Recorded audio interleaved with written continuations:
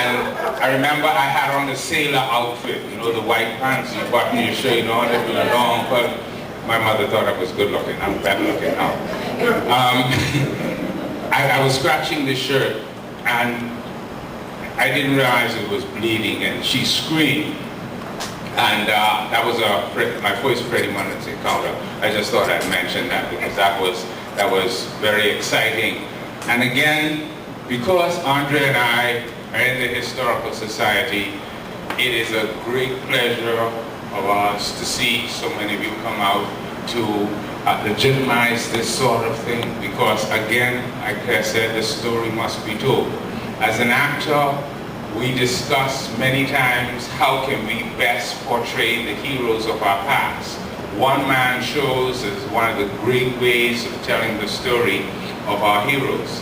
Freddie Munnings was this first one that we wanted to do. So when Andre said this, this is something we in the Dundas organization have already started.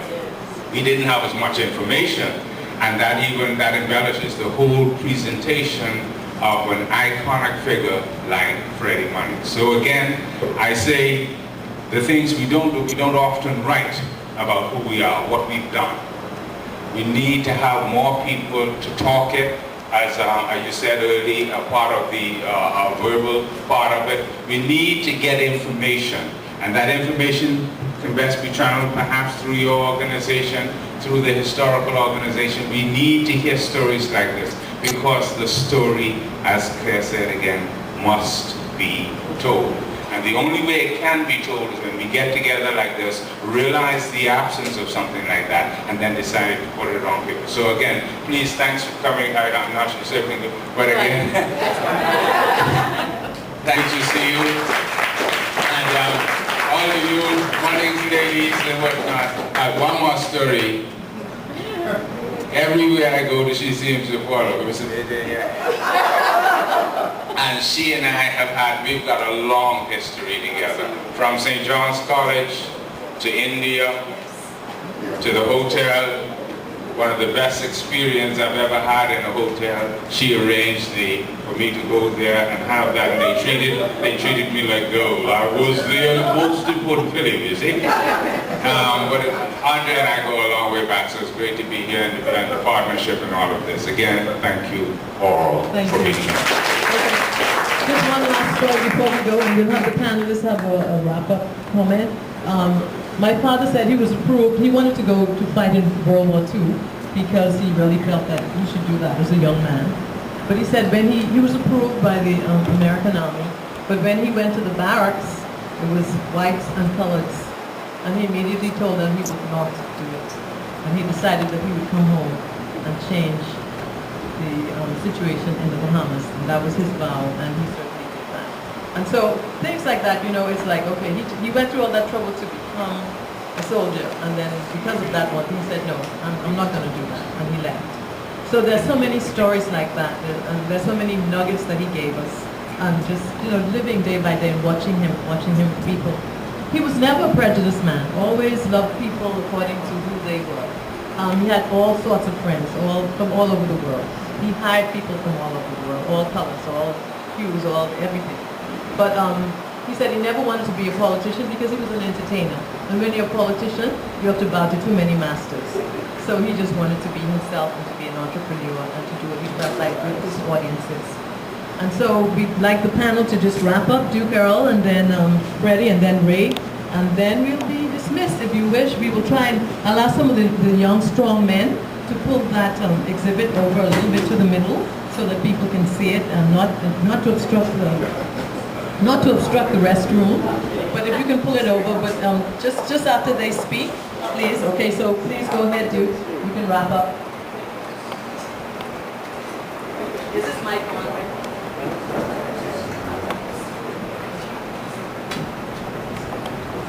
Oh, turn it on. Okay. On behalf of the Munnings family, I thank everybody for coming. And if you want to know more, check with me later. I would just like to simply thank everyone for coming as well, and to take up the challenge of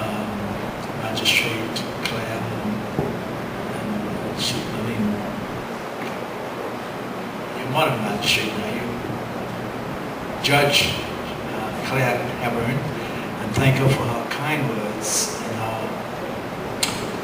her encouragement, because it's not easy to follow the legacy that has been set for us as the children and grandchildren and family of Freddie Munnings, because he was such an incredible human being. And as Andrew said, everything he did was selfless. We would walk, this is the last story I'll tell, we would be walking down Bay Street, going to a meeting, and we would be close to the time of the meeting, even with the former Prime Minister. And he would stop at every person who would approach him to carry on the conversation. And I would say, FM, we affectionately call him FM, we're late for the meeting. He said, he can wait. These are my people. And the straw vendor, the cab driver, he would give them time and attention. And that was the kind of man that he was. And Dr. Thompson, we certainly will take up your challenge. The story must be told. It's not if it will be told, it must be told, because even our own family members would not know who their grandfather, or who their great-grandfather, or who their father was, unless we tell it. And I can say, without any fear of contradiction, I repeat, he said to me, Freddie, it'll have to be 20 years after my death before you can disclose some of the things I am confiding in you and my brother Raphael and others. This is the 20th year, so the story will be told. I'd like to say thank you to each and every one of you for coming out and sharing this time and moments with us on, normally you would say the life and time of Riley, but this is the life and times of Freddie Munnings Sr., OBE. And he told me to always put that, anytime you write it, put that in the back of his name, because he got it, he was proud of that. But one last quick story, I know you hear a lot of stories, was the great Martin Luther King came many, many times and visited with him. And I was privileged one time to go with them on a fishing trip. And I didn't realize at the time, I was about 14 or 15, what a great person I was in. His wife was there, and Ralph Abernathy and his wife were there. And so we sat down, I spent about 5 or 6 hours with them out on the boat fishing. We were supposed to be fishing, but we never did. And that inspired me to write a song called Sleep On, Dream On about the late, great Martin Luther King.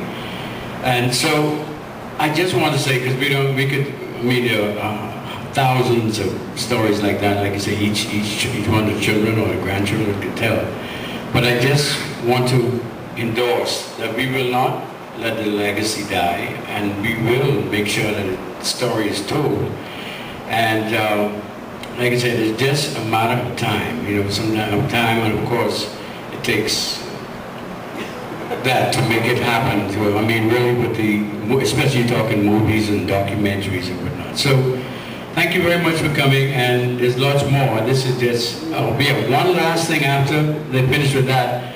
We have the last time that they had a concert called a Command Performance, in which our father did a song, one of his favorites, one of the crowd's favorites, called Prison of Love.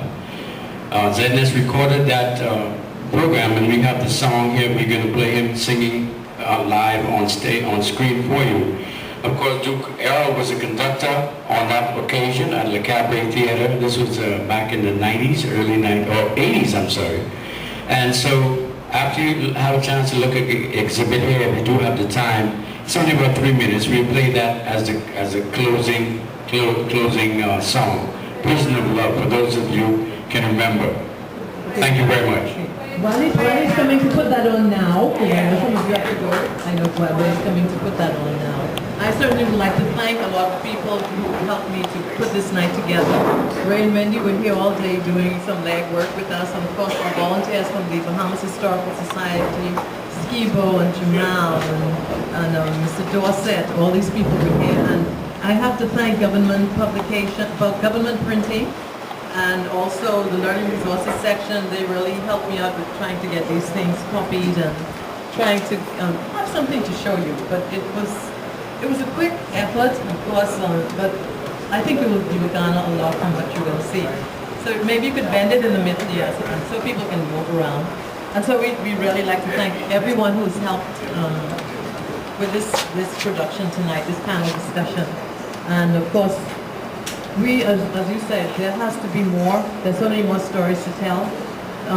All the stories need to be told. We have some excellent stories. Okay. Also, I just have two more things to say.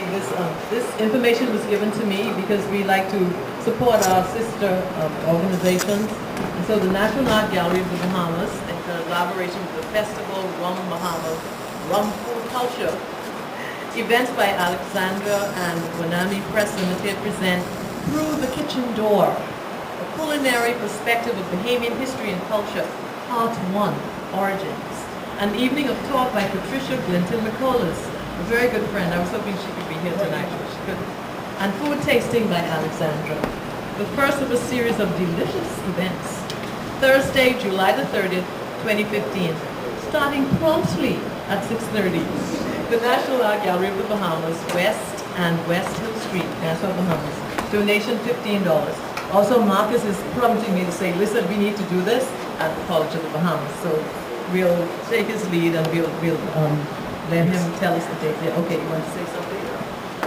I'm presently the immediate past president of the CUB Alumni Society, and we started planning a series of events like this. So I feel that this is a very, very good topic to bring up, especially for the young kids that are in CUB now, to learn about the history of a lot of prominent Bahamians in the city that we're going to start with. So I'm going to have Andrea help me organize this, and we're going to repeat the same event at the college, and I think it'll be a very successful event. Thank you very much. Thank you all for coming. As I say, I haven't even covered the half, but we'll end here tonight. Mr. Raming, it's so good. Dr. Raming, it's so good to see you. My grandson all week is learning the pledge, because he has to say it on National Pride Day. He's 4. And so I said, you've got to have it in a bold voice. So we thank you for being here tonight. So ladies and gentlemen, enjoy the song, and then please have a look at the exhibit. Thank you very much.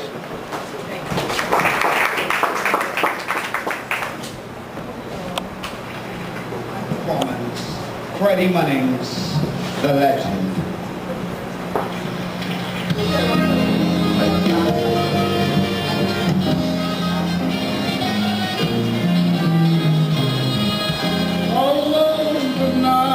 Tonight, the wicked lady sings, I need no shackles to bind me.